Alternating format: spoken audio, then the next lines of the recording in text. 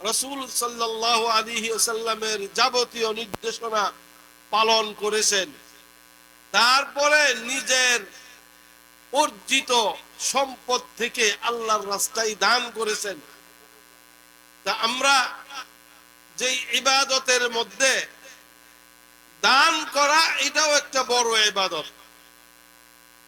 এই সম্পর্কে আলোচনা করার সুযোগ নাই। আল্লাহ রাব্বুল আলামিন ফরমান, وأنفقوا مما رزقناكم من قبل أن يأتي أحدكم الموت فيقول رب لولا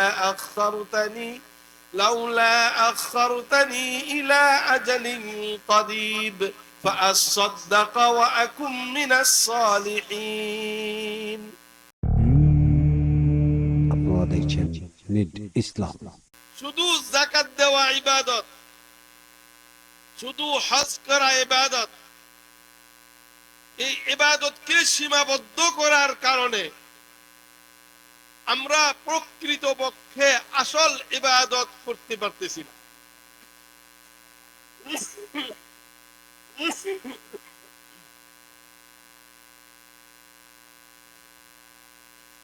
এক কথায়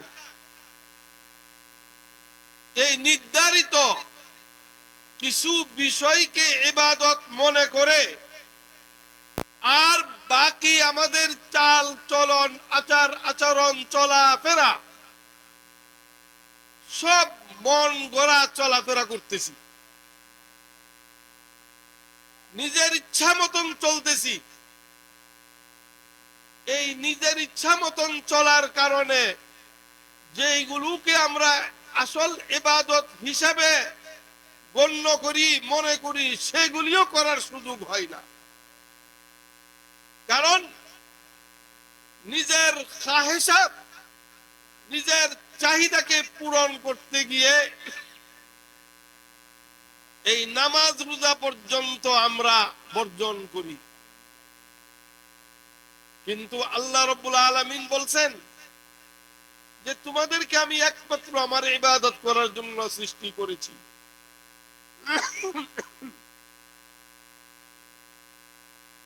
এই কথাটাই উলামায়ে কেরাম, দাওয়াতুত তাবলীগের মুরব্বিগণ আমাদেরকে বুঝিয়ে থাকেন, আমাদেরকে বলে থাকেন।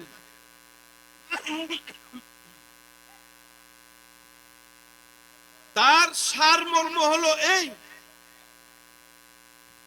আমরা দুনিয়াতে দৈনন্দিন যত কাজ করি, প্রয়োজনীয় কাজ, বৈধ কাজ, এই সবগুলোকে আমাদের ইবাদতে রূপান্তরিত করতে হবে, ইবাদত করতে হবে এই সমস্ত কাজের মাধ্যমে।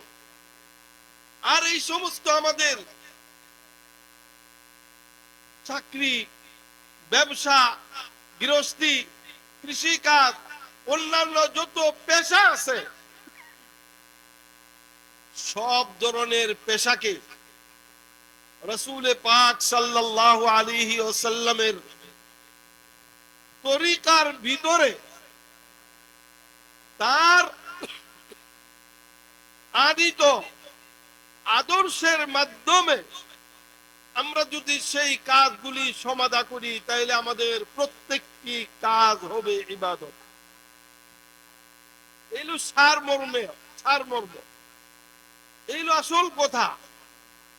এখন ব্যাখ্যা করতে গেলে অনেক সময়ের প্রয়োজন। আজকে আমরা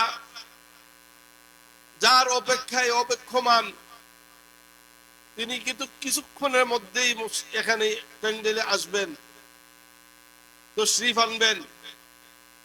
তা আমাদের প্রত্যেকটি কাজ যেন রাসূল সাল্লাল্লাহু আলাইহি ওয়াসাল্লামের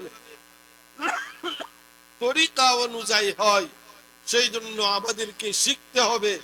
আমাদেরকে এইগুলি শিখতে গেলে যারা মাদ্রাসায় লেখাপড়া করেছেন, যারা আমরা মাদ্রাসায় লেখাপড়া করেছি, তারা তো মোটামুটি জানি।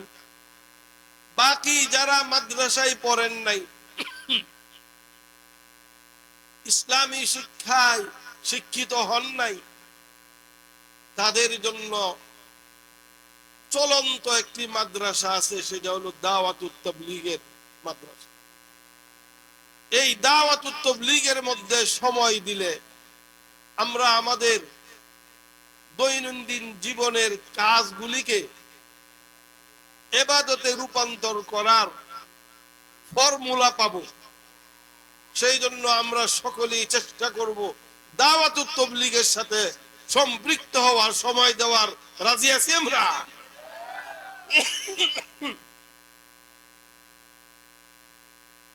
এখানে যে মাহফিল মসজিদের উদ্যোগে যুবকরা করেছে, মসজিদের আরো অনেক কাজ বাকি আছে। শুধু ওয়াজ শুনলাম, সাহাবায়ে কেরাম রাদিয়াল্লাহু তাআলা আনহুম আজমাইন তিনারা যুদ্ধ করেছেন, নামাজও পড়েছেন, তাহাজ্জুদ পড়েছেন, যাবতীয় নেক কাজ রাসূল সাল্লাল্লাহু আলাইহি ওয়াসাল্লামের যাবতীয় নির্দেশনা পালন করেছেন। তারপরে নিজের অর্জিত সম্পদ থেকে আল্লাহর রাস্তায় দান করেছেন। তা আমরা যে ইবাদতের মধ্যে দান করা, এটাও একটা বড় ইবাদত। এই সম্পর্কে আলোচনা করার সুযোগ নাই।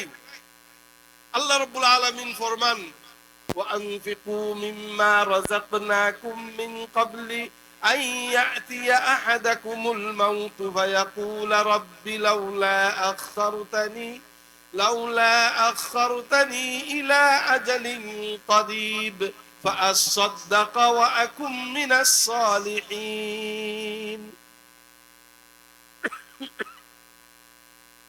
আল্লাহ রাস্তায় দান করার জন্য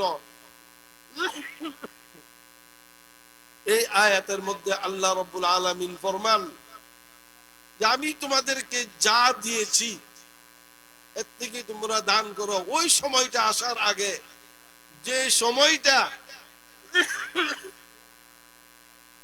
তোমাদেরকে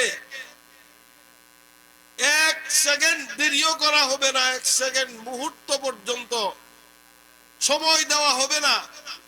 যখন তোমরা দেখতে পাবে যে অবস্থা খারাপ, তখন বলবে যে আল্লাহ আমাকে একটু সময় দেন, আমি আমার সম্পদ থেকে আপনার রাস্তায় দান করব। ফাআসাদদাকা ওয়া আকুম মিনাস সালিহিন, যে আমি দান করব এবং আমি নেককারদের অন্তর্ভুক্ত হব। ওই সময় কিন্তু সময় পাওয়া যাবে না।